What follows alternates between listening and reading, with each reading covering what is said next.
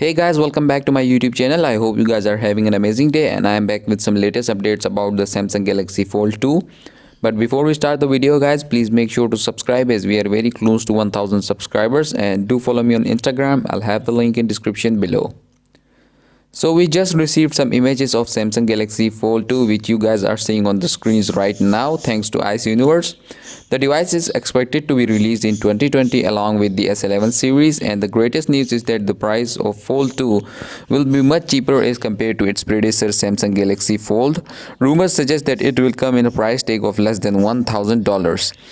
The device will have 108 megapixels main camera with 5x optical zoom. Moreover, we might also see a bigger battery capacity than the Samsung Galaxy Fold, which had a battery capacity of 4300 mAh.